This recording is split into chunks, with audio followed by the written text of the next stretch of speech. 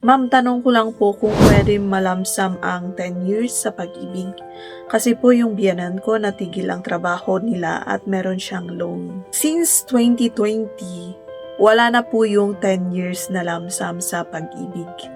Hindi na po pwede yon. Ang pwedeng taon po na pagkuha natin is kung meron pong 15 years ang ating mga contribution at tuloy-tuloy po yan, walang laktaw. Kahit isang laktaw, wala po dapat para makaklaim po kayo ng lump sum.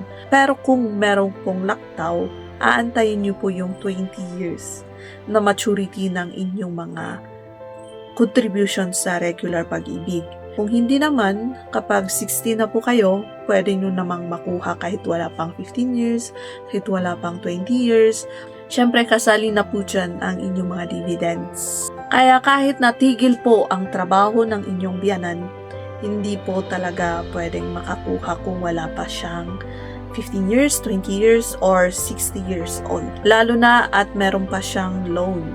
So kung meron pong loan at napabayaan ng matagal, nag-mature na po ang kanyang loan or nag-due date na ang kanyang loan, is kung hindi nyo po pinayaran, syempre i-offset po yan ipag-ibig sa inyong mga contribution.